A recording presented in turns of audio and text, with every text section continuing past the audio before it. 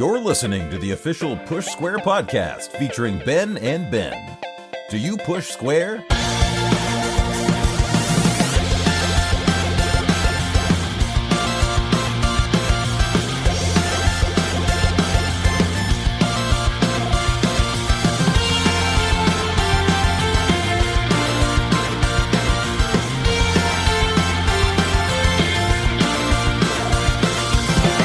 Hello everybody and welcome to episode 16 of the Push Square podcast. My name is Ben Potter. I am the podcast editor for the best PlayStation website on the internet, pushsquare.com. And joining me as always, even though it's only been 16 times, is Mr. Ben Tarrant. Hello Tarrant. Hello Potter. How are you feeling?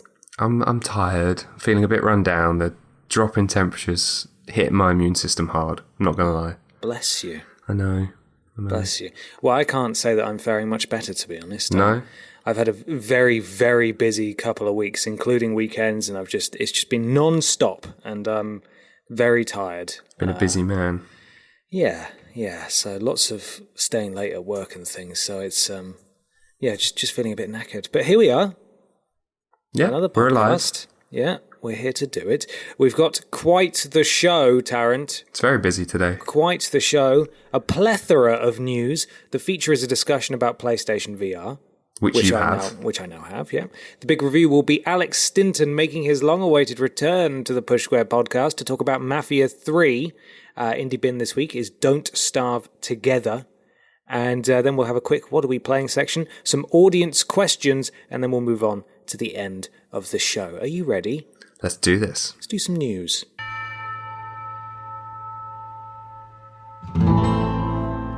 First up, Red Dead Redemption 2. Obviously. Talk to me about this. It was PR wizardry, wasn't it? It was amazing. They just dropped, they didn't drop anything. They just changed their social media images to a red background with the Rockstar logo, and people lost their marbles. Obviously, the Red Dead Redemption, people put two and two together very quickly. It's been having leaks and stuff left, right, and centre for ages. So it's kind of coming as no surprise. But Rockstar have played it so cool. They followed it with that kind of Lion King sunset image, which was really cool. It's quite nice. Yeah. And then yesterday, at the time of recording, it was re-released, but now with 7 characters on the horizon, which clearly confirmed it as Red Dead and all of that. So yeah, we have, it's fall 2017. Yeah, and we're getting a trailer next week, is that right? A full trailer? I think we get one tomorrow, aren't we? Oh really? So it's this Thursday that we're talking about? I think so. Oh cool, well there we go. I know that Sammy and Robert, our editor and associate editor, respectively, were getting very frustrated on Twitter because people, whenever they post stories about Red Dead Redemption 2, people were saying, oh, well, technically it would be Red Dead 2, blah, blah, blah, because they already knew from the map that leaked that it would be a prequel to Red Dead Redemption because there were no train tracks.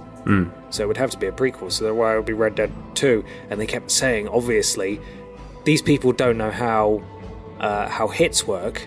Oh yeah, exactly. Because no one's gonna know what the hell is Red Dead 2. That means nothing to most people. Red Dead Redemption 2, however, people will click all over that. And then what did they do? They called it Red Dead Redemption 2. Exactly. Because Rockstar know how tracking works and things and internet stuff as well.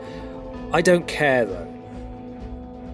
No, I'm not too fussed. Do you know what? I had a big discussion today actually. That I should go and play the original Red Dead. So you haven't even played that? No, it's I don't up know why there. that doesn't surprise me, but go on. It's up there with the reason I didn't play Uncharted. It's the premise doesn't really interest me. Okay. But I'm going to give it a go. I really hope they do a remaster to tide over. Yeah, they might do. I don't see why they wouldn't. I feel like they would have done it by now, but yeah, True. Maybe. But then that's up there with why haven't they done a Mass Effect remaster? Yes. I have played Red Dead Redemption, but I got bored when I got to about Mexico, and then I gave up. Couldn't be asked. Wow. Lost interest. And a new Rockstar game is always immensely exciting, and I'm sure as we see more of it after the trailer drops tomorrow or next week or whenever it is, I will get more interested, and I might end up buying it. But as it stands, the announcement of a Red Dead Redemption 2 made me feel nothing. Wow, deep. I know. Well, I am just an empty, cold husk at this point. I've had a weird problem recently where I just can't get excited about video games at all. It's probably a good thing. The hype kills a lot, if Well, not all. I know, but even like PlayStation VR, it arrived and I didn't play it for 3 days. We'll talk about that. Just put it in the corner of the room. Like, I just didn't feel anything. I think I am dying, probably. Well, your postman put it deceptively under your mat, which I thoroughly enjoyed. Yeah, in front of my front door, this massive box, and then he just put the doormat over the top of it to hide it, which was really subtle. Luckily, though, I live in a building that you need a code to get into, so yeah, so it didn't go walkies. No one messes with each other's post. It's just not the done thing, is it? Mm-hmm. But there we go, Red Dead Redemption 2. That is a thing that actually exists, and the trailer will be coming shortly. Yes. Next is World of Final Fantasy demo, which is now available for Vita and PS4. Isn't that out at the end of this month? Yes. Right. And if you complete it, you get a unique monster that will be yours to capture in the full release. So it's is it a bit Pokemon-y? I'm not entirely sure what this game is. I will download the demo, though, and give it a try. Yeah, that's definitely a sensible download idea, because if there's a game that needs a demo, at least for me, it's this one.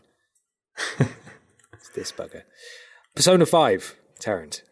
Well, obviously that's out in Japan, making huge waves in Japan, and hasn't even released in the West yet, and already Atlas are kind of going, oh, we might do an arena one as well.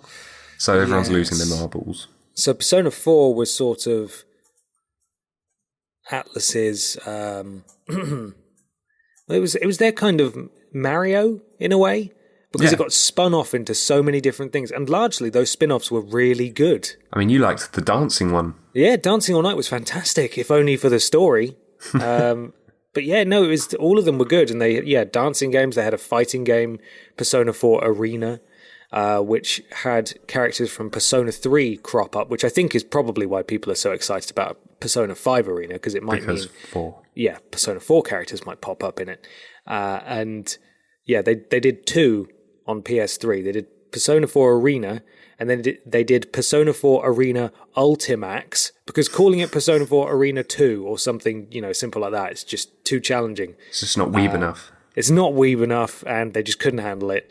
And it is a direct continuation of the storyline that happens in Persona 4 Arena 1. And I remember asking our associate editor, Robert Ramsey, at the time, Chief Weeb, Captain Weeb, what the hell does it mean? Like, which one do I play first, or do they have a story? I just couldn't understand. Which it shows there's a real barrier for entry unless you're willing to either do your research or be a weeb. Be a weeb. That's not us endorsing that. That's great. There's a Persona 5 English voice trailer coming out today. There's a cast list as well.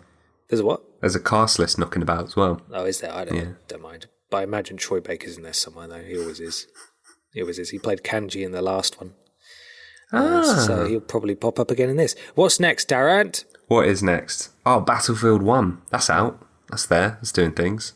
It's not out yet, is it? Is it? The reviews are out. Don't know if it's actually out. I'm so used to so many people on my Twitter having access to these things. When does it come out? Probably next week. That's when everything is coming out. Comes next week. Yeah. Yeah. Okay. Well, reviews are out and they're good. And a lot of people are really commentating on the campaign as its kind of shining jewel, that's fantastic news. Considering our fears that we had about the source material and how they were handling it, it's it seems really positive. And I'm actually for someone that's naff generally at competitive multiplayer shooters, at least like these Twitch ones like COD and Battlefield, I always like the campaigns, and I'm actually interested now. I was completely turned off until the reviews hit. I won't be buying it at launch. No, definitely because not. I know a large portion of the cost is the multiplayer, because that's where it's going to stay alive, and I don't care about the multiplayer. I'm not good at it, and it'll just make me angry. So I'm happy to wait a little while and get it when it's a little bit cheaper, so I can experience the campaign for myself. But if they've done World War I justice, then that's fantastic news. That makes me happy. And actually, do you know what makes me happy? news that Fallout 4 and Skyrim are actually now getting mods. Oh my goodness me. So Bethesda made a big flap for no reason then. I think they needed to make the flap. I think Sony had turned around and gone, okay, kill it. Bethesda have gone, guys, Sony have said we've got to kill it. People lost their minds. Rage. They've gone to Sony, look what you've done. And then Sony have, See, reassessed. I don't think that's the case. Really? I think it's completely the opposite. I think, as a discussion I had on another podcast, so this isn't originally my idea, but it seems the most likely to me. Right. It sounds like Bethesda threw their toys out the pram when Sony didn't make an exception for them, because essentially these mods need to require or need to allow people to have external access to the PlayStation 4 to upload assets and that kind of stuff that isn't in the game, Right. which are the kind of mods that you're getting on Xbox and so on. But when Sony said, no, you're not getting special treatment, they threw their toys out the pram when they realized, well, we can't do it the way you want to. And then after everyone kicked up a fuss, Bethesda sort of backed down and did it the way that Sony probably had been suggesting they're doing it, which is the way that they've announced you will be able to do it, in that you will only be able to use mods made entirely of in-game assets and no external assets allowed. That makes more sense. That's what I think happened anyway. I think Bethesda just had a bit of a hissy fit because they're Bethesda and they didn't get what they wanted, and Sony were like, dude, we've been hacked like 1,000,000 times. We're not giving players access to the back end of the PS4. Don't be stupid. and then Bethesda just had a bit of a fit. Yeah. And then they worked it out when they realized actually that people were probably not going to buy their game on PS4 if they didn't sort it out or back down. And honestly, mods with in-game assets, you can do a lot with that. Yeah, you can still play massively with that, and I'm really excited. Yeah. So there we Definitely. go. Now it makes the Skyrim worth buying again and Fallout 4 worth holding on to. Yeah, just. So that's great news. PlayStation VR. Yes. It's blurry. Really? Yeah, it is a bit. We're But going to talk about that. yes, we are. Push Square, apparently, have published a guide on fixes. I wasn't aware of this, Tarrant. I wasn't aware. What about the fixes? No. It's there on the site. It's a rather exhaustive guide to try and solve the kind of blurry images that you suffer. It's just a walkthrough on how to properly focus and kind of troubleshooting. I always thought it was very weird when I set it up. It didn't prompt me to, that there's no toggle or slider on the headset itself, and there's no option from the quick select menu when you're accessing PlayStation VR through holding the PlayStation button. There's no options to refocus or anything like that. Don't you move the headset forward or back? That's to bring it closer to your face, because if it's too far away from your face, light gets in. That's the only reason you adjust that. That doesn't make it, less or more in focus. So it seems that the settings through the actual settings menu are where you want to go. But yeah, I'll look at those. That'll be helpful. Yeah. That'd be mad helpful. And finally, sad news. Sad news. Sleeping Dogs 2 is not going to happen. Because United Front Games, who developed it, I should say, has shut down. It's always sad to hear about that. And this is the third developer closing that we've had to talk about on the podcast. Probably. There's probably been loads more that we just haven't mentioned. But yeah, it's horrible to think. It's a real shame. Because I loved Sleeping Dogs. I thought it was fantastic. I haven't played it. Pass me by. Yeah, of course it has. What have you played? What have you played, Tarrant? Firewatch. Why are you even here? Firewatch. But there we go. That's the news. Let's move on to today's featured feature.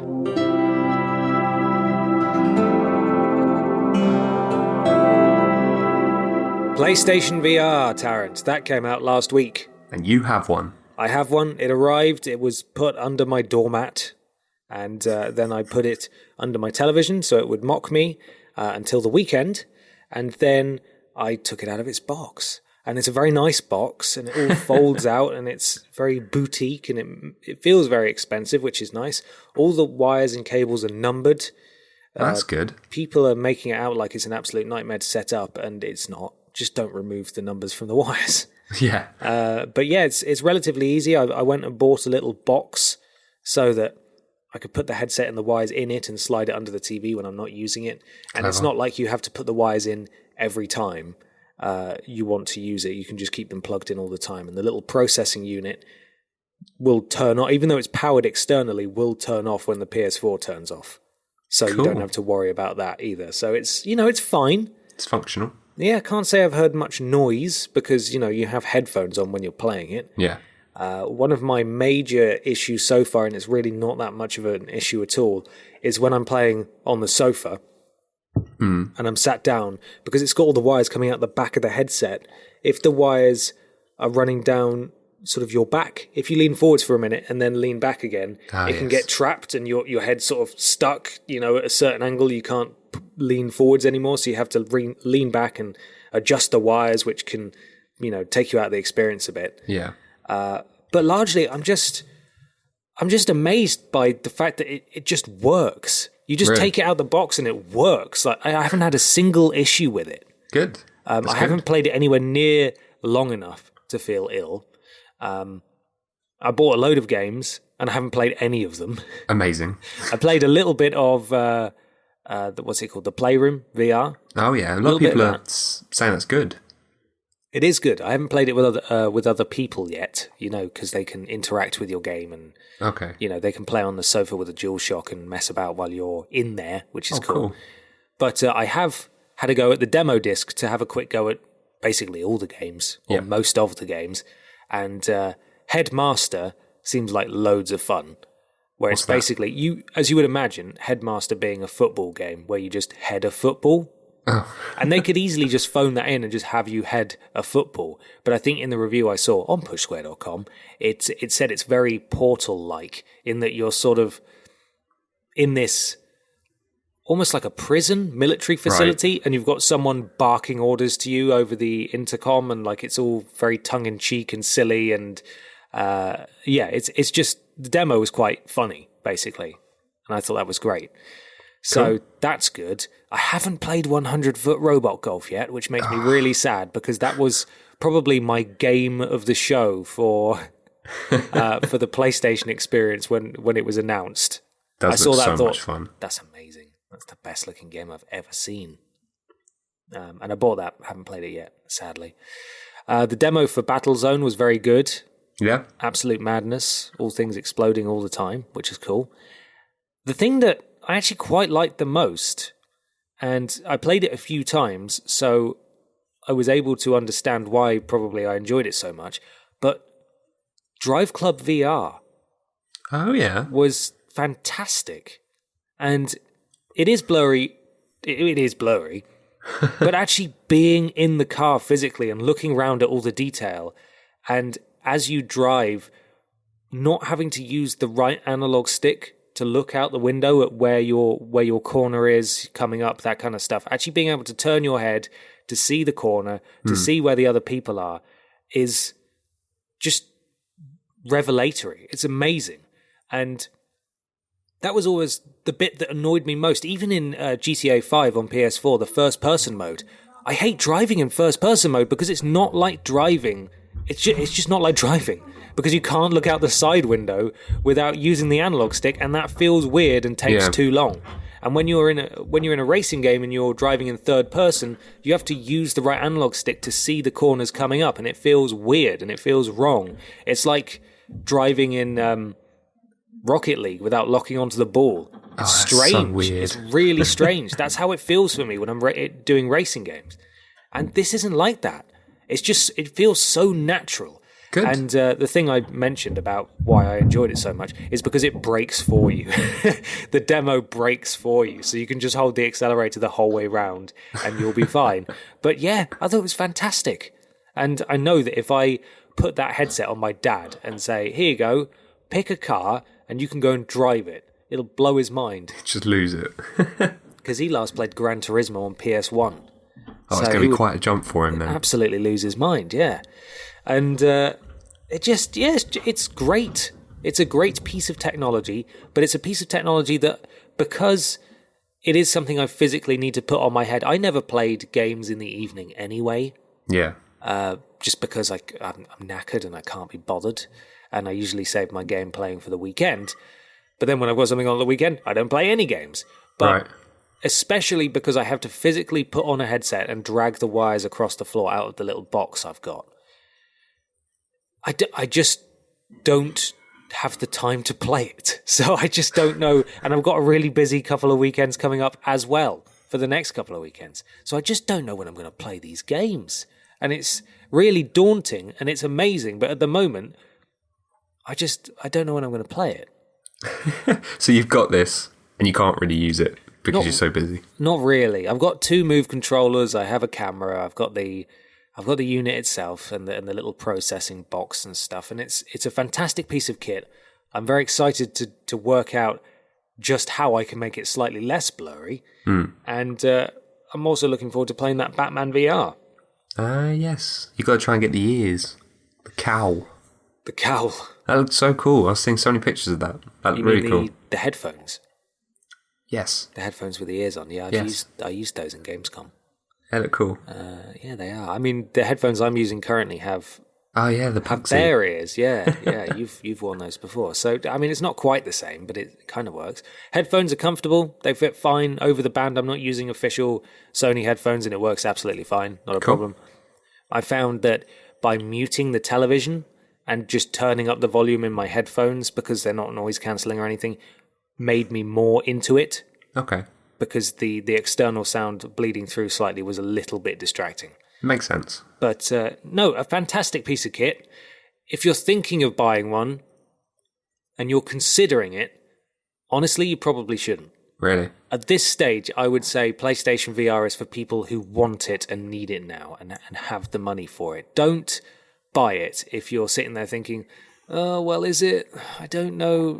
You know, that kind of opinion. You can't have that. You have to go all in. Because ultimately, us idiotic first adopters are going to have this device for 6-7 months, and then they're going to announce a better one.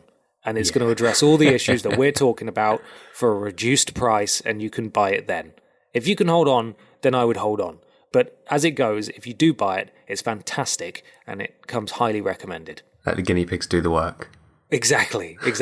Well, really, Tarrant, I think I'm just a bit of a hero, really, aren't I? You're doing God's work, mate. Yes, people should put a statue of me up all over the place. Wearing the headset. Wearing the headset and the bunny ears.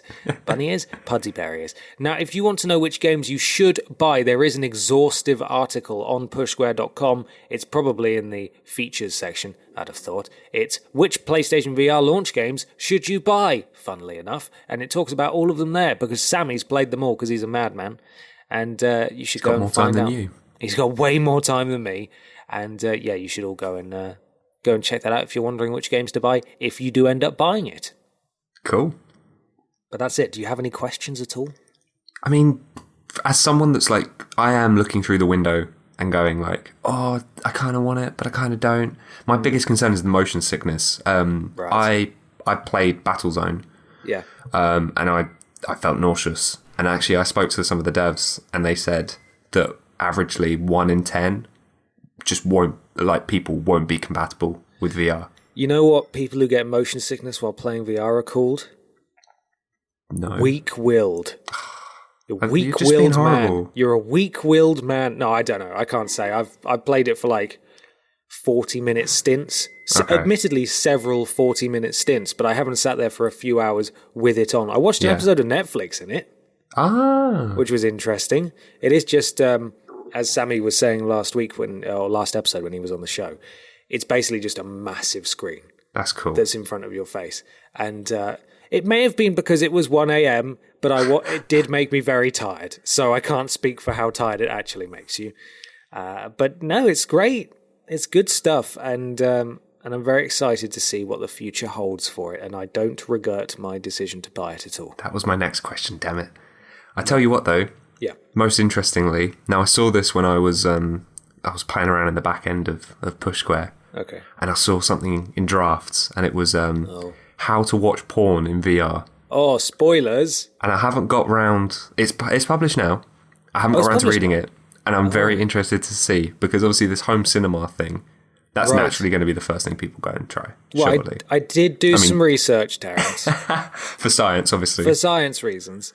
I haven't watched pornography in it, But I did look up to see if VR pornography was somehow available through the web browser on PS4 yet. And from what I understand, it is not. Damn. But if you just want to view porn like massive in your face, then yeah, I suppose so. But that's no difference from like lying on your bed and having a laptop screen in your face. So, you know, whatever works for you, man. If that's worth £350, then it's a bargain. Leave the house and go outside. Anyway, had to ask that for science, obviously. That's our science reasons, yeah, of course. Now it's time for our featured review. Feature, big review. And it's Alex Stinton, who is back again. Alex Stinton's back. And he's here to talk about Mafia III.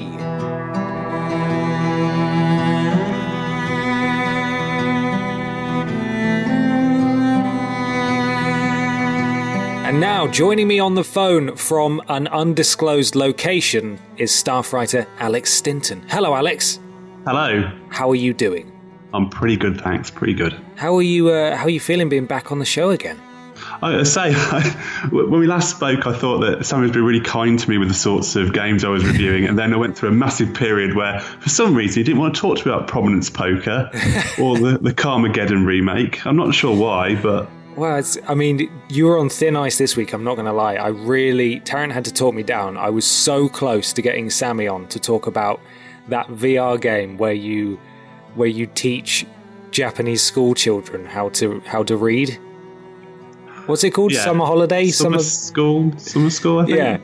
Yeah. I don't know, I've not played it, obviously. Yeah, of course not. No, I don't think anyone should, really, but I'm still morbidly fascinated by it. But fortunately, common sense prevailed. And you're here to talk about Mafia III. Yes, that's correct. The open-world crime game a la Grand Theft Auto. Exactly. It's had probably the biggest marketing push of any game this month, I would say, so far. There are posters all over Newcastle at the moment. Can't move for them. And it came out 2 weeks ago now? Or last week? Yes, 2 weeks ago, yes. I think that's about right. Thereabouts. And you reviewed it for pushsquare.com. What is this game, first of all? This game is an open-world crime game set in 1968 in a town called New Bordeaux, which is basically a surrogate for New Orleans, where your character Lincoln Clay, just back from the Vietnam War, sees his surrogate family murdered by the Italian mob, and he goes out for revenge. Yeah.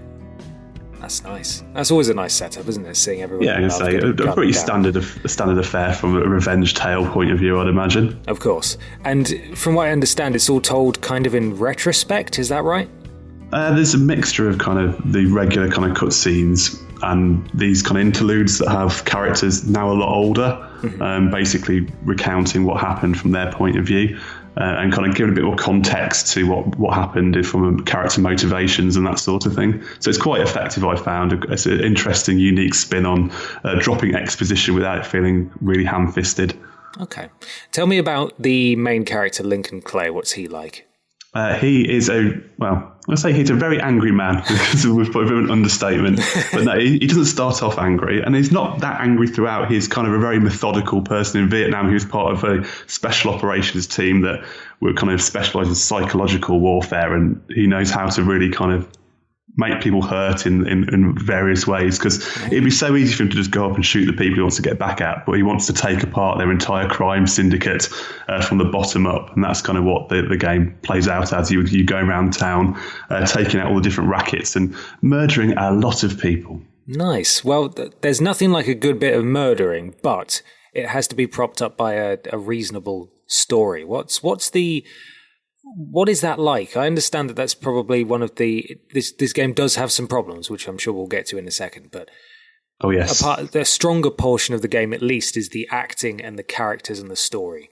Yeah, definitely. I'd say it's a standard revenge affair. The characters are actually really memorable. There's a lot of great ones. It's really well acted, and the 1968 setting kind of leans heavily into the civil rights movement, the fact that segregation was still a thing in the south of America at that point. And in fact, in the game, there's certain shops if you go into, because they're segregated, you'll be asked to leave. If you don't leave, the police get called. So there's nice little callbacks to kind of a different time, a time when race relations were not where they are today, I guess, is one way of putting it. Right. Well, obviously that's awful, but on the other hand, I think that's fantastic that the developer didn't shy away from that. Because you can't set a game in that period and have you play a black man and not explore those areas. And they don't shy away from it in any way, shape or form. And in fact, it makes it quite tough at times to listen to some of the dialogue, especially. Oh, really? Because it uses all the words that you do not want to hear, that I've personally been brought up to think are absolutely vile and deplorable things to say to another human being. And it's across this game. And it works out quite well, I think, in terms of really getting you a sense of place and a sense that Lincoln as a person, he's lost all control of his life. He's back from Vietnam. His family have gone, and he wants to take control because he's viewed as a second-class citizen. Mm-hmm. And the rest is, I guess, a power fantasy of him taking control of this city, one district at a time, from the Italian mob. Now, you say taking control one district at a time. That immediately sets alarm bells going in my head as to, well, it sort of reminds me of the negatives that come from the open world games of Ubisoft in the past few years, where they feel like they've been made in a factory, and it is an element of do all the things in this area and you will take over this part of the map. Is there any of that? There's far too much of that. Is that the game? That is a hell of a lot of game, and that's the biggest problem with Mafia 3. Each district has basically 2 rackets in it, and to take over a racket, you have to do a certain amount of damage to it, which then gets you to draw out the boss of that racket, who you then kill or bring over to your side. And you have to do 2 rackets in an area to then get to the big boss of that area and do the same thing again to get to a decent story mission that's actually, a bit more scripted and a bit more tailored to right. So you have to do this stuff to get the story. Yeah, basically. Wow, and each area, and it must do it about 16 times. I don't know exactly what the number was, but I'd say about 80% of your time in this game will be spent working your way through these rackets, and then they're just basically all the same sort of stuff. So whether this time you're doing gambling, but it's the same sort of stuff happening, but with some gambling tables in it. Now you're doing this for the sex trade. So it's this sort of, you're killing people and destroying things, but there's a woman sat in the corner. It just changes the scenery of what you're doing, but essentially you're going there, shooting a load of people, interrogating someone, or blowing some stuff up, and that's pretty much it. And that's what you do time and time again, and it really, really hurts the game as a result. Mafia 2 got criticised a lot for having nothing to do in the open world. Mm-hmm. This goes too far the other way by having too much to do, and none of it's particularly interesting. Right. Are there at least a breadth of weapons and approaches that means you could attack it in various different ways? You can shoot everyone, or you can stealthily stab everyone, and that's pretty much it. And his Lincoln's got what I referred to myself, and I don't think anyone else called it, is his VVV, which is his Vietnam veteran vision, which means that he can see through walls and see enemies. Right. And he also has a really powerful whistle that when he whistles, it only brings one guard over to him at a time. That's impressive. So he draws one over, stabs them to death, hides the body, whistles again, the next one comes dutifully walking over to be stabbed again. And that's the extent of the stealth, really. It's so overpowered, this whistle, that that's all you do. And after a while, I got so bored of just whistling and bringing these guys over one by one that I'd play a different game where I'd say, right, how quickly can I shoot everyone in this place? and do it that way, because at least that was slightly more exciting. Because while it's kind of repetitive, the gunplay is actually really, really good. It's cover-based shooting.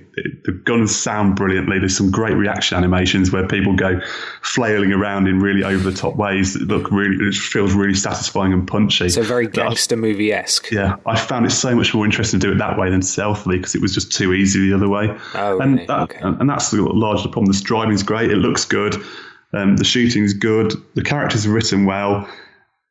You look at it and it's doing a lot of things right, but this horrible structure it's gone for in terms of the repetitiveness of it really, really damages it and ends up really kind of derailing the experience. That you start off with a really good scripted section in the first couple of hours that you think, we're onto something really good here. Then the open world kind of becomes clear and you go, oh no, I've got 20 hours of this. And you kind of, that's not a good place to be. Especially when the story missions are actually pretty good, but they're so few and far between. Yeah, so you're sort of pushing through the dross to get to the next story mission where you can actually play something that's been properly designed and put together with love and affection. Some quite good ones, and it is worth seeing through to the end. It's just whether you can stomach that much of a grind through it. Mm-hmm. These grinding bits where you're having to draw people out, and you said one of the options was to bring them on side or to kill them. Is that similar to the Nemesis system from what's it called? Lord of the Rings, Shadow of Mordor. No, it's nothing like that. Oh, okay. It's basically, do you kill them for money now, or save them and add a bit more to the rackets that it can generate? So what you do essentially is you've got 3 bosses that work for you, and when you take over an area, you assign one of the area to them and say, right, you're going to look after it. Mm-hmm. And they give you a kickback from that area periodically, so you get some money for it. But what also works quite well with that is that you get upgrades depending on who you give it to. So each of the 3 bosses have a different upgrade tree. So you give them more territory, you get more unlocks along their tree. We have to be careful of that. If you give too much to one of them, the rest will get upset. And it didn't happen to me, but I know this can happen in it. If you neglect one of them completely, they'll actually turn on you and you have to take them out. Oh, really? So then you'll have to go in there and do the same thing again? No, essentially you lock off that upgrade tree from being usable for you. So I understand, because I never got to that point because I kept them all sweet. So at the end I got them all through. But it's that sort of thing. It's a really interesting way of approaching an upgrade tree. We have to kind of balance the needs of these 3 people. And if you want to go all the way on one upgrade tree, you might end up upsetting someone else. But again, it just comes back to the 80% of your time will be spent on these rackets where you're just going around shooting people over and over again, or stabbing them brutally in extremely violent fashion. Right. Now, there have been loads of videos out about just the breadth and variety and, in many cases, incredible glitches that are available in this game. What has your experience been with those?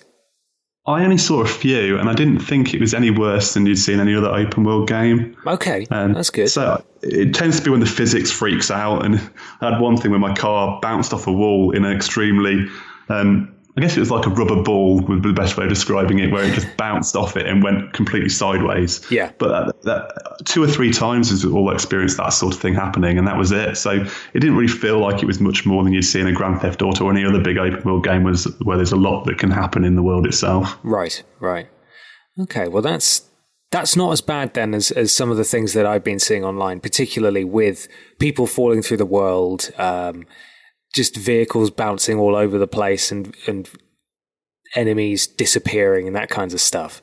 Did you have any issues with the clouds at all? Because I know they've done a weird dynamic lighting thing where the clouds actually pass in front of the sun. Yeah, it looks, if you're looking directly at it, I guess is one of the things on the floor, or you can notice it looks moving a bit quicker than you would expect it normally to look. It's obviously sped up a bit in terms of game time. But when you're driving around, I barely noticed it. And what it does is quite a cool thing with when you go to a certain story mission that it wants to play at a certain time of the day. Mm-hmm. As you arrive at the mission, it fast forwards the day-night cycle to get to the point where you want it. So it just like flies through really quickly on the fly, which is actually pretty cool. Okay, because I've seen gameplay footage, and I don't know if they patched it maybe since, but basically the entire street is sunny 1 minute, and then suddenly it's dark, and then it's sunny again, and then it's dark again, and then it's sunny again, and then it's dark again, because the clouds keep passing in front of the sun, and because it, as you said, because it's sped up, it's way faster than it should be, and it's just really weird. Yeah, again, it's one of the things I didn't notice. Maybe my tolerance level for that sort of thing in an open world game is much higher than other people's, because I think I had very few issues. The game didn't crash on me. I didn't fall through the world once or anything like that. Well, I think it must be just sticking to the path that the developer wanted me to. I didn't deviate anywhere else from. Right. So some Mafia 3 up for us then. I have played Mafia 2. I actually have Mafia 3, but I haven't had a chance to play it yet. If someone's on the fence about Mafia, what would you say to them? I'd say that if you don't mind doing the same objectives over and over again in a game, and that game has a really good story, really good characters, really interesting setting, a fantastic soundtrack, that you're willing to overlook the fact that you might be doing the same thing over and over again for a large tract of time, and when you're playing it, then I'd say it's a game you definitely want to experience. I think it's worth looking at anyway if you can stomach that sort of grind in a game, because it's such a unique setting, the character's so great that I think it's well worth giving it some time if you can get over that bit. The trouble is that a lot of people will not see it through because they'll be so put off by the fact they're doing the same thing over and over again. You know, each of these rackets can take about half an hour, 45 minutes to do each one. Uh-huh. So you've got to do 2 in an area. So you're looking at a significant time investment. Right. And that's just going to turn a lot of people off, I think, to it. And your tolerance for that sort of grind is directly going to influence how much you can enjoy it. So I think that's the ultimate question you need to ask yourself when picking it up. Right. Well, your review is up now, pushsquare.com. I don't think it's in the carousel that's scrolling across at the top anymore. So if people click on the reviews section, they will find it there. You gave it 6 out of 10 in the end, which is a fair score, I think, given what you've discussed here. Yeah, I think so. Once I've played it, I'll denounce you publicly on the podcast if I like it and tell you how wrong you are, because my opinion is fact. And that's all there is to it. Alex, thank you so much for coming on. I can't disagree with that, Ben. No one can. No one should either. But thank you so much for coming on, Alex. No, you're welcome. And we'll speak to you soon. Speak to you later.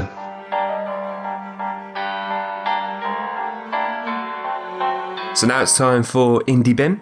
It's the part of the show where I take a look at an independently developed game and decide if it's Indie Bin or not Indie Bin. And this week... Not D-Bin. Oh, God, I was so delayed, wasn't I? Yeah. Sorry. Go on. So Don't Starve Together. That's a thing, a game that Funny happened. You're saying that because you're trying to rattle through this to go have your dinner. I'm starving, not gonna lie. Can you hear I've rumbled, like, audibly. So there's probably some of that on the cast. But Damn. I've recently moved to London, as regular listeners are going to know. Moved in with my girlfriend, and we kind of came to an evening where we didn't really have anything to do. And I was browsing through the PlayStation Store, and I came to Don't Starve. And I was like, I really like that game. I like the art style of it and stuff. And realised that it was part of a bundle with Don't Starve Together. And this release had completely passed me by, and it turns out that it's a multiplayer variant of Don't Starve. Mm-hmm. For those of you that don't know, Don't Starve is a kind of survival crafting game. And Don't Starve Together just brings the multiplayer elements to it. So you can play online with up to 6 people in a world, and you can do parameters on the world. So how often things respawn, how many times you're attacked on a wave, and like variants as such like that. But you can also play couch co-op. So I actually downloaded it for my girlfriend and I to actually play, and it was so much fun. It was actually really, really good. Being able to turn around and talk to another human in a crafting survival game is so good. And where someone's like shouting at you over your mic, like, give me twigs, it's got a completely different variant to like, oh, can you drop me a few twigs, please? Like, give me twigs or I'll punch you. Yeah, it feels like a way better game, couch co-op. And honestly, it's the only way I want to play Don't Starve anymore, is couch co-op. Couch co-op. It improves the game exponentially. I find games where you can actually threaten physical violence are the best kinds of games. It does help. Give me twigs or else. Yes, or I will hurt you. But also you can watch what they're doing when you play online. People just disperse. Split screen? Or? Yeah, split screen co-op. Okay. Couch co-op. If you're playing online, people just sort of disperse, do their own thing, and then come back. So unless you are hooked into the mic or using the text chat religiously, it feels a little bit disjointed in comparison to when you play with someone next to you. And I think that goes for a lot of games anyway. But yeah, like I said, it's the definitive way to play Don't Starve if you do have a buddy that you want to play it with and stuff regularly that lives close or with you. Would you say it's the best place to play? No. Okay. I'm not Andrew House. Right. Had to shoot you down there, mate. Yeah, sorry. Poor Andrew. Poor Andy. Well, he hasn't been on the show for a while, so... He's busy. We're boycotting him. He's got stuff to do. But yeah, the bundle's cheap at the moment as well for PS Plus. You get all of the DLC content and Don't Starve Together and the original Don't Starve. What's the DLC content like? Is that just twigs? More twigs? Bigger twigs. Bigger twigs! And twigs that are big and attack you. That'll be $2.99, thank you. Yep. No, there's like Reign of Giants that brings, giants and loads more elements that you can craft. It expands the crafting repertoire, which I think is the life of Don't Starve, is what you can do in the space. Because once you get the kind of basics locked in, you're surviving 10, 15 days with absolute ease. So it gets to the point like, how good can I make my camp, you know? Right. Like how plush. It gets very much a bling element, so having more and more to craft and more to attack as you get more and more cocky. It's good. But yeah, it's fate. It's got to be fate. out the bin. Oh, it's out the bin? Out the bin, yeah. So it has survived. Just. And it has not starved. Funnily enough, if it went into the bin, it would have a lot more to eat. Ironically. Yeah. Maybe we should put it in the bin. Just for its own sake. Well, fire up the JPEG. I've got to make that still. Yeah, still got to make the JPEG, because Don't Starve Together is out the bin. We should do that, a JPEG awards ceremony, and we should tweet it to everybody that got out the bin.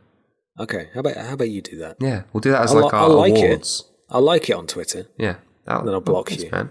Don't I'll block you. Don't be mean to Potter on Twitter, because he'll just block you. Yeah, I've reached that point. We were just having a discussion off the air, and I've just said I've reached the point where if you just annoy me, I'll block you. Yeah. I'm that guy now. They're that guy. I've had enough. But fantastic. That's good. I'm glad you're enjoying Don't Starve Together. We should fire up the JPEG and we should let the developers know. Yeah. Cool. Let's move on to What Are We Playing? What are we playing time? I know what you're playing. Yeah. Don't Starve Together. Have you played anything else? I succumbed and bought Destiny Rise of Iron. Oh, you disgust me. I know, I disgust You're myself. like an addict. I disgust myself. I did it in secret as well. From who? Well, like my girlfriend. Okay. Because I've been talking she knows about now. it. She's just there, isn't she? Yeah. I've been doing it like... I've been saying for ages, Destiny's nah. And then it was, all those tweets about the armor and all of the videos, and I was like, I kind of want in. And I just saw it, and now I bought it. And how are you enjoying it? I really like it. I just don't understand. I just don't understand you. I have hit my biggest complaint with any expansion on Destiny is that right up until you reach the raid, you hit a glass ceiling. So if you complete everything, that's it. You're done. You can't progress any further unless you participate in the raid, and the raid is blocked off if you don't have the right amount of people in your fire team. Okay. What are you playing? PlayStation VR, kind of. Not really. I've been trying to play Mafia 3 as well because I just haven't had the time. I took the cellophane off. Good so step. That's where I am with that. I haven't downloaded any patches because, to be perfectly honest, it sounds like the kind of game I want to play unpatched. It does look fantastic. Because it sounds amazing. And apart from that, I've actually been playing WWE 2K17. How are you finding that? Bit rubbish. Really? But I'll talk about that in a second because I think we have some audience questions about it. We do. That's it. That's probably the shortest What Are We Playing section ever. Let's move on to some audience questions. Let's.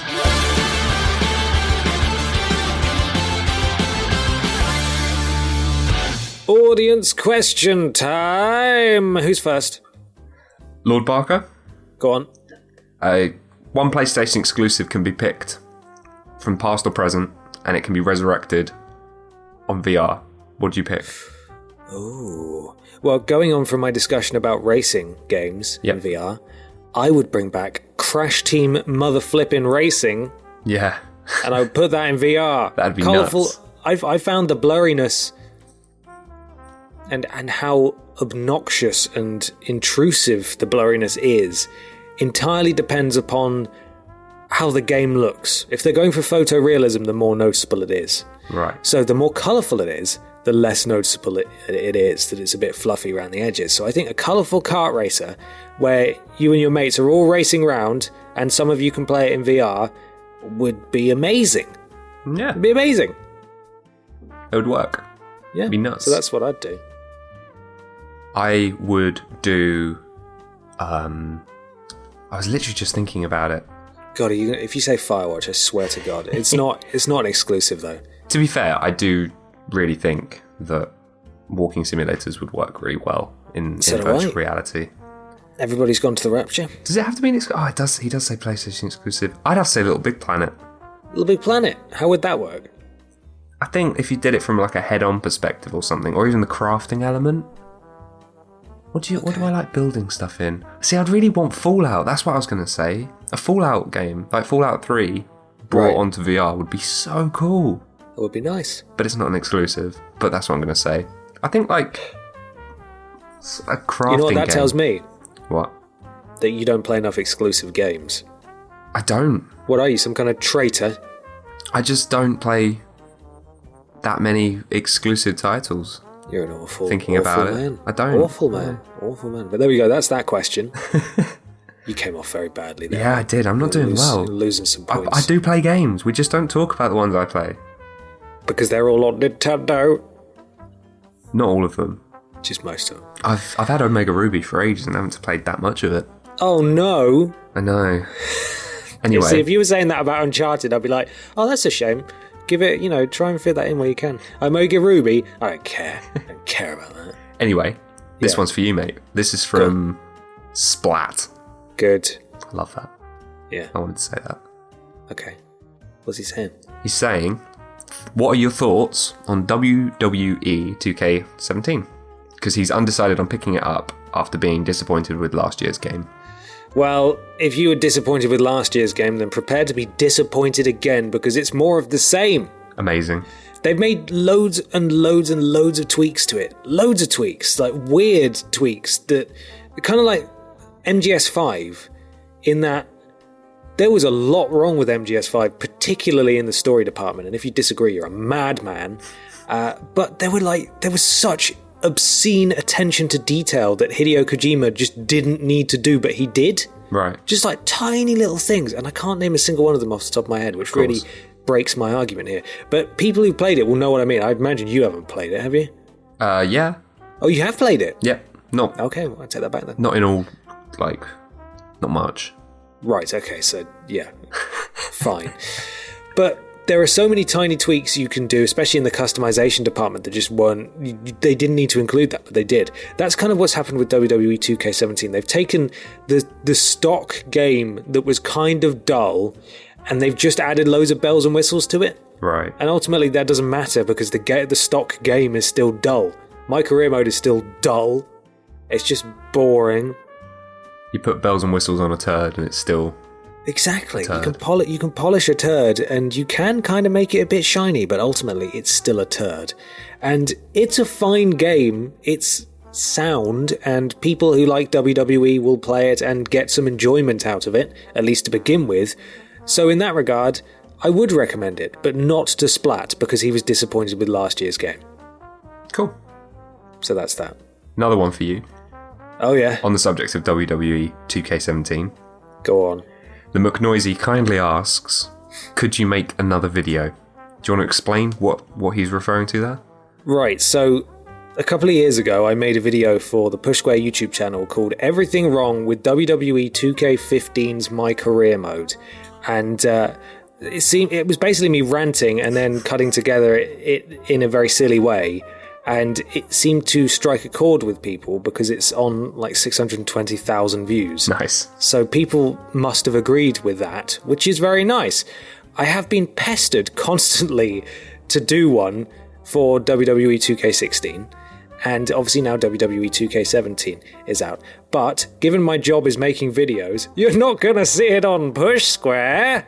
And I have actually done a review, mind, for the whole of 2K17, and it's on the What Culture Gaming YouTube channel, if you want to go and see that. Cheeky self-plug. It's it's the same approach and style, but it's slightly shorter and it encompasses the whole game. So if you want to go and see something like that, then that's there. If you're jonesing for that, there's something similar there. Sweet. Which is great. Next question is from Dermaester. In your opinion, what is... God, this one's for me as well, isn't it, really? More or less. What is the best PlayStation VR title so far? I don't know. I don't know. But if I was to make an uneducated guess, it would be 100-Foot Robot Golf, because that game can do no wrong. Yeah. Simple. Next question. ADF86. What makes a great horror game? Gameplay, setting, presentation, etc. PT. No, he's not asked for a great horror game. He's at what makes a great horror game. Everything PT did. Right, okay, good. Thanks, mate. That scared the bejesus out of me, mate. I felt physically sick. Like, I had to put down the controller and go for a walk, deep breaths. I felt pale. It was awful. Awful. I would never put myself through that. I would never. Basically, for me, it's anything that will make you jump. So I'm not not the best person to ask. But you know the kitchen demo, which was the teaser for Resident 7. That's actually available for free on the PlayStation Store. Oh, cool. For PSVR. So I've got that downloaded. I'm never going to play it. That's the one where the scary girl comes onto the screen and basically stabs you in the chest. It's awful. So if you want to play that when you come to visit, Tarrant, then you're more than welcome. Yeah, let's do that. But yeah, it's big on atmosphere, I think. And music plays a big part. But I think the biggest part for me is when there's a noticeable lack of music. I think going with lack of ability to do something. Right, so an inability to fight the monsters. Yeah, an inability of self-defense and stuff like that. I think stripping that and making the player really feel vulnerable. And I think going to what you said with the music, that makes you feel quite vulnerable as well. 'Cause you know, it really does. When the music fades out, you think, oh God, what's going to happen? Something's going to make me jump. Which is like the opposite of normal games, because when the kind of music amps up, you're like, oh, here we go. Yeah. Yeah, it absolutely is. But I'm horrible with those games. So I have actually bought Until Dawn Rush of Blood, but it is a purchase that is exclusively for my own enjoyment to watch other people play it when they come over. Can I play that? Because I can't. Sorry? Can I play that when I come over? Of course you can. Yes. Of course you can. From what Barker was telling me, it's essentially a game of well-crafted jump scares. Cool. Because it just gets you every time. And I suppose for seasoned horror game players, there is a sense of safety in that you're tied down to this on-rail shooter.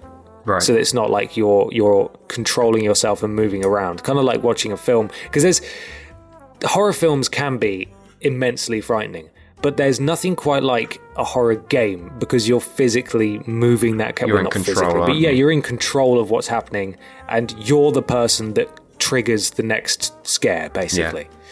Yeah. So yeah, that's going to be good. Next question. SKC Diamond, favorite horror film? This is actually really easy for me, and where it's not strictly horror, more thriller, I still think it's horrifying. Okay. So I guess it fits. But I'm going to go with the Strangers. Okay. Have you seen that? Of course I haven't. Of course you haven't. Basically, a couple go to a holiday home retreat after I think it's after a wedding, and basically 3 masked people are harassing them. They're like appearing in the garden, getting into the house and moving things, and it's just like it's really nerve-wracking because it's a house setting and it could so happen kind of thing. But the worst part of it is when they finally get to catching the couple and doing them harm, they're like, why are you doing this to us? And they were just like, because you were home. And it's that whole completely unprovoked, unmotivated playing with these people. It was horrible, and it's shaken me. It's really, there's a scene in it. To your core. Not quite, but it's... Well, don't go giving me nightmares. Don't describe it in detail. There's one really good bit though, where the record player, she puts the record player on, so you know what music it is, and she turns it off again and walks into the other room.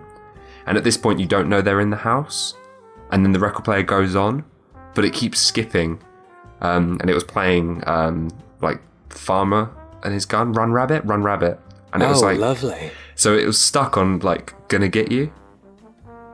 I was just so creepy. Screw that. So creepy. See, you've already scared me now. I don't need that. Because I suppose this kind of makes sense because this is the last show before Halloween. Yes. The next show will be in at the beginning of November, probably. Mega spoopy. All the spoops. So this is where we're just keeping the spoops, just isolated spoops, just to hear, and never again. Final question comes from Demaster. It's for me. He says, how's Tarrant been after the incident with his PS4? Do you know what? Do you want to give us a recap? What happened last time? Previously on Tarrant's Life. Basically, I jumped the hard drive on my PS4. I corrupted it and I lost, everything, basically. It's okay now. It seems good. Okay. I've got the majority of my saves from the cloud. Not all my games, but basically the ones I play. I haven't touched Hyper Light Drifter since the incident. I'm not ready yet to go back to that emotionally. 48 hours, it's gone forever. But I have noticed that there's a bit of an issue with my US and Japanese accounts. I downloaded a game that I had a code for, and I couldn't play it. It just wouldn't let me play it. I'm not sure if Sony have clocked onto this habit that people have of making their primary account UK and then having essentially fraudulent accounts for the US. But you're not even doing that, though. You're just having multiple accounts be primary on your PS4, right? I think so. I don't know. So basically, that's not a problem. A redeemed code was coming up as locked, but then it wasn't letting me play it on the unlocked, like on the actual account either that I downloaded it on. So, I don't know. I just couldn't face hours again with Sony customer service. So, I mean, I didn't pay for it, so fortunately it was an gratis kind of ownership of the game, but and it wasn't for anything except my own enjoyment. So, but are you feeling like you've rebuilt to an extent now? I've just kind of relinquished any kind of emotion to it. I'm going to save up for a Pro and just start again, I think. Oh my god, even though it was just the hard drive that was the problem. I need to get a bigger hard drive, which that alone is an expense. I'd really like to do SSD because I know this is going to happen again, but I can't. Maybe. I don't know. Maybe. We'll see. Got to be careful. It seems silly putting like a £300 SSD hard drive into what is now obsolete kit, you know? Well, not that obsolete. There we are. Obsolete. You heard it here first. Obsolete your PlayStation 4. That's basically what Sony is saying anyway. That's what they're saying. With the obsolete PlayStation. It's true. I feel like idiot. That. Yeah. It's great. What a great strategy. Anyway, those are all the questions. Thank you very much for submitting those. Let's move on to the end of the show.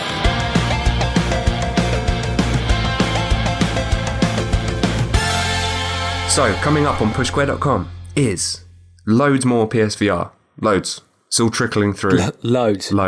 Can't move for it.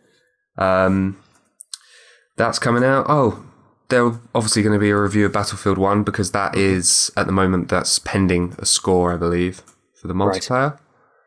And that World of Final Fantasy, that's getting a review because that's coming out. Mm-hmm. Basically, like we said, there's loads coming out. So that's all going to be dropping throughout time.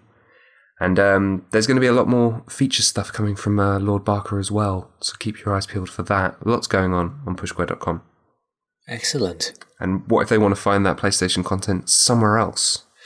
Well, if you want all that coming straight to your social media feeds, then follow us on Twitter @PushSquare or find us on Facebook.com/PushSquare. And if you'd rather read than see because you're lazy like me, go to YouTube.com/PushSquare, where you can find streams, vlogs, and other video form shenanigans.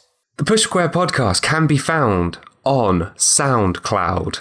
Nice. Smashed it first time. Good. Stitcher and iTunes, where we love an honest review of our hard work. 5 stars. Please, ego points, give us all the ego points. Also, if you want to get in touch about podcast emails and stuff, we have an email address. We actually have one. It's podcast@pushsquare.com. That's podcast@pushsquare.com. PODCAST @pushsquare.com. Imagine if you'd spelt that wrong. CAST. Stop. Stop. PUSHSQUARE.com. That's .com. Stop. COM. End the show. Keep it locked to pushsquare.com, the best PlayStation site on the internet. And if anyone tells you otherwise, you can punch them in the face. That's a rule. Thank you, Mr. Tarrant. Thank you, Mr. Potter. Go and have your food, and I'll see you next week. Mr. Potter.